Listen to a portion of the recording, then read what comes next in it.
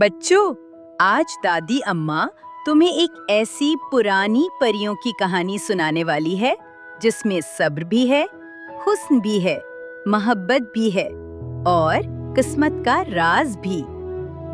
ایک بادشاہ تھا جس کی 6 بیٹیاں تھیں مگر کوئی بیٹا نہ تھا۔ وہ اکثر آسمان کی طرف دیکھ کر کہا کرتا، اے خدا، مجھے بھی ولی عہد عطا کر دے۔ ایک دن ملکہ نے خوشی سے بتایا، بادشاہ سلامت، میں پھر سے ماں بننے والی ہوں۔ یہ سن کر بادشاہ کے چہرے پر نور آیا مگر ساتھ سختی سے بولا، اگر اس بار بھی لڑکی پیدا ہوئی تو اسے زندہ نہیں چھوڑوں گا۔ یہ الفاظ سن کر ملکہ کا دل ٹوٹ گیا۔ راتیں روتے روتے گزرنے لگی۔ جب ولادت کا وقت قریب آیا تو بادشاہ نے دایا کو بلا کر کہا، اگر لڑکی پیدا ہوئی تو اسے اسی وقت ختم کر دینا۔ وقت آیا، ایک نہایت حسین لڑکی پیدا ہوئی۔ جیسے ہی دایا نے بچی کا چہرہ دیکھا، اس کے ہاتھ کانپ گئے۔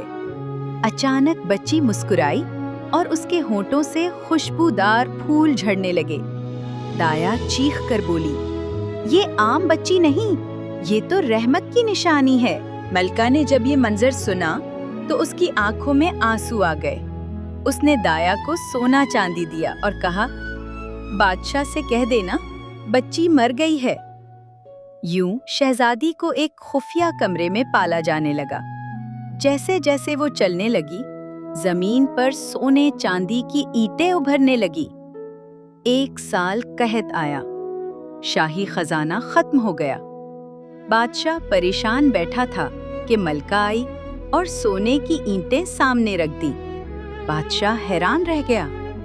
ملکہ بولی، پہلے وعدہ کریں میری جان بخشی ہوگی۔ بادشاہ نے وعدہ کیا۔ ملکہ نے 7ویں بیٹی کو سامنے لایا۔ وہ چلتی تو سونا برستا، وہ ہنستی تو پھول گرتے۔ بادشاہ رو پڑا۔ بڑی بہنوں کے دل میں حسد کی آگ بھڑک گئی۔ وہ چھوٹی بہن کے لیے نفرت رکھنے لگی اور بادشاہ نے سوچا کہ حسد ختم کرنے کے لیے چھوٹی شہزادہ کے لیے الگ شاندار محل بنوایا۔ ایک دن بادشاہ نے سفر پر جانا تھا۔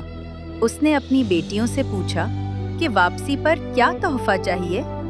چھوٹی شہزادہ اپنی دعا میں مصروف تھی اور اپنی کنیز سے کہہ گئی، بادشاہ سے کہو صبر لانا۔ بادشاہ واپس آیا اور سب بہنوں کے لیے تحفے لایا۔ چھوٹی شہزادہ کے لیے ایک چھوٹا ڈبہ دیا۔ اس نے اسے ایک طرف رکھ دیا اور جب گرمی میں پنکھا تلاش کیا تو ڈبہ کھولا۔ ڈبہ کھلتے ہی ایک نہایت خوبصورت شہزادہ اس کے سامنے کھڑا ہو گیا۔ شہزادہ چونک گئی اور بے ہوش ہو گئی۔ شہزادہ نے اسے ہوش دلایا اور کہا، جب تم پنکھا ہلاؤ گی میں حاضر ہو جاؤں گا اور جب چاہو واپس جا جاؤں گا۔ یوں دونوں دن رات ساتھ وقت گزارتے۔ بڑی بہنوں کو یہ راز معلوم ہو گیا اور ان کا حسد بڑھ گیا۔ انہوں نے ایک دن کہا، ہم نے تمہارے مہمان کے لیے نرم بستر تیار کیا ہے۔ چھوٹی شہزادہ نے بھروسہ کیا اور پنکھا ہلایا، لیکن بستر میں شیشے کے ٹکڑے بچھا رکھے تھے۔ شہزادہ زخموں میں ڈوب گیا۔ شہزادہ گھبرا کر پنکھا ہلائی اور اسے واپس اس کے ملک بھیج دیا۔ روز رو کر پنکھا ہلانے لگی مگر کوئی جواب نہ آیا۔ آخر کار اس نے فیصلہ کیا کہ وہ خود شہزادے کے ملک جائے گی۔ لڑکوں کے کپڑے پہنے اور جنگلوں میں سفر شروع کیا۔ دن رات بھٹکتی رہی۔ ایک دن ایک درخت کے نیچے آرام کرتے ہوئے اسے ایک طوطے اور مینا کی باتیں سنی۔ مینا نے کہا، اصل علاج دیو ہیکل جنگلی کبوتر کی یخنی ہے جو انسان کے برابر ہے اور اس کی آنکھیں نیلی ہیں۔ شہزادہ نے عزم کیا کہ وہ کبوتر کو ڈھونڈے گی۔ چند دن بعد شہزادہ ایک گھنے درخت کے پاس پہنچی جہاں واقعی ایک دیو ہیکل کبوتر بیٹھا تھا۔ اس کے قد انسان کے برابر اور آنکھیں نیلی روشنی سے چمک رہی تھی۔ شہزادہ نے احتیاط سے جال بچھایا اور دانے ڈالے۔ کبوتر 200 ملی لیلیوں کی بچہ جال میں آ گیا۔ شہزادہ نے اس کی یخنی تیار کی اور شہزادے کو پلائی۔ یخنی کی خوشبو پورے محل میں پھیل گئی۔ यखनी के बाद शहजादे के जख्म भरने लगे और वो पहले से भी ज्यादा खूबसूरत हो गया। शुक्रगुजारी के लिए उसने शाहजादा को दरबार में बुलाया। शाहजादा ने नकाब ओढ़ा रखा था ताकि पहचानी न जाए। शहजादे ने हैरान होकर कहा, तुम कौन हो? शाहजादा ने मुस्कुराकर नकाब हटाया और शहजादा खुशी से कदमों पर गिर गया। चंद दिन बाद शाहजादा और शहजादे की शानदार शादी हुई। 7 दिन और 7 रात जश्न मनाया गया। छोटी शाहजादा ने अपने वालिद बादशाह को भी पैगाम भेजा और बादशाह, मलका और सब बहनें शादी में शरीक हुईं। बड़ी बहनों ने शर्मिंदगी के साथ माफी मांगी और शाहजादा ने दिल बड़ा करके सबको माफ कर दिया। शहजादा और शाहजादा हमेशा खुशो खुर्रम रहे।